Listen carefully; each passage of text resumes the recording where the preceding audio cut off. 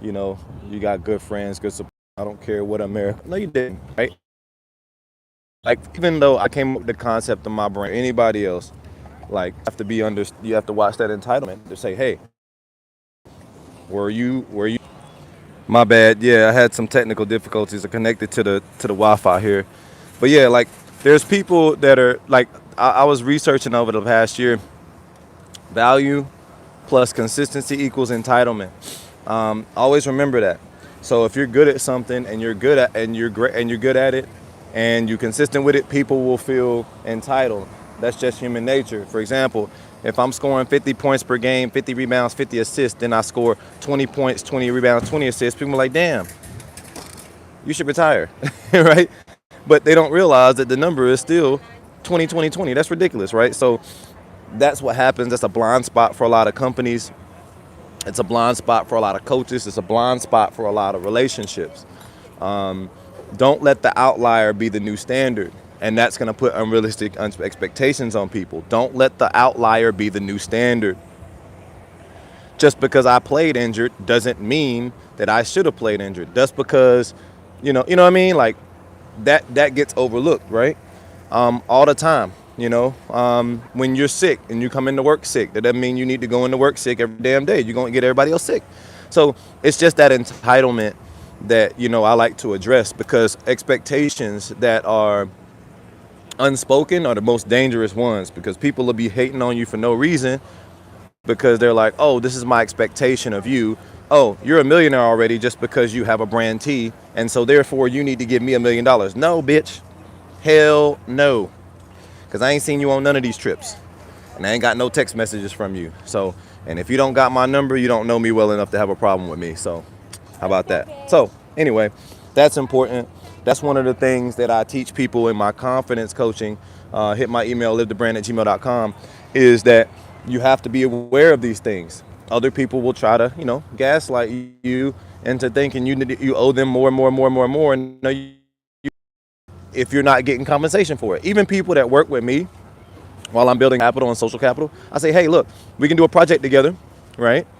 I got this going on. I'm on a budget. So what about this? By the way, we're at the harbor in Toronto. So yeah, you do that. You just don't take away people's choices. You set the right expectations. And when something happens, like for example, I've sent some shirts to Dubai and they've had a hard time going in. So that's why I started with a couple of people. So that way they know my face and they trust me. I say, hey, look, they're back in the Netherlands. I'm gonna send them. Cool, no problem. Now I'll send them a different way. No problem. This is all quality control. You know what I'm saying? So just make sure that you, just stay transparent. Any saying anything else, they don't know, because they're not talking to you directly. That's why, like, there's certain people that'll talk around you and there's certain people that'll talk to you. And the people that talk around you are the people that are just intimidated by you. They don't talk directly to you. So those people, they God bless them.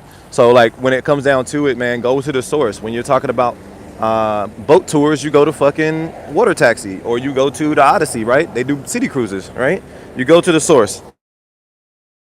You know what I mean? You don't go to the barbershop to figure out how to get your car fixed. I mean, you might be able to find a connection through people at the barbershop, because, that works. But you have to make sure that you understand these principles for life, because some people will not understand these things. And I talk about these things all the time, and they'll be like, well, how are you doing so well? And I'm like, how are you getting opportunities? I'm like, that's because the stuff I've been telling you for like 50, 11 years. And people think that just because your stuff isn't happening as quick as they think when they don't even have a plan, or they're doing less, like, it's interesting. It's just very interesting. So you always have to make sure, I'm gonna turn the camera around. So you always have to make sure that you're focusing on your goals, because people will try to distract you from your goals, and they don't even have any. But that's probably the reason why. So you should not go to work and then not have a passion project. That's probably the best advice I can tell you. I tell you that a lot. You have to have a passion project. And you can't insult people's intelligence. If you mess up, say you messed up, right? Like, people who do not apologize, you can't trust. You can't. It's too much ego. You cannot trust them. I'm sorry, they can be good people, but you can't trust them. If you can't say, my bad, I'm sorry, you gotta remove them. Because by default, that becomes your problem. By default. So this is accountability. That's also in my coaching calls. You know what I'm saying? And don't manipulate, communicate, right? Communicate. People that are in office environments that are passive aggressive and, you know, they expect you to read between the lines, and I'm not doing all that shit. Fuck that. Like, you know, we are adults. If you're 18, you're an adult. You should be able to talk directly like an adult. And if you're in an area where people are afraid of that, you need to move. Because when one of these water taxis, I'm gonna flip this around, is about to hit another water taxi, do they have time to be passive aggressive? Fuck no. They have to be safe. Toxic environments, right? So I'm not gonna do it. So don't do it. So anybody that has any passive aggression or whatever, ignore them. And eventually it will have to be direct or they move on. Like, it's just that simple. I do not communicate indirectly. What you see is what you get. Grow some balls. You know what I'm saying? Like, tell them and be ready for the no or the yes. That goes in dating too. Yes or no. Ain't no maybe. If she's in the maybe, get out of there. If a job offer is in the maybe, give them a little time and get out of there. You should be looking at multiple options anyway with your abundance mindset. Okay? This is just life. And the more you move around, the more you have an abundance mindset. Because if you're in, that's why I set my brand up years and years ago in 2009 to be something to be global. Because that way, people won't, just because I'm local don't mean it's local.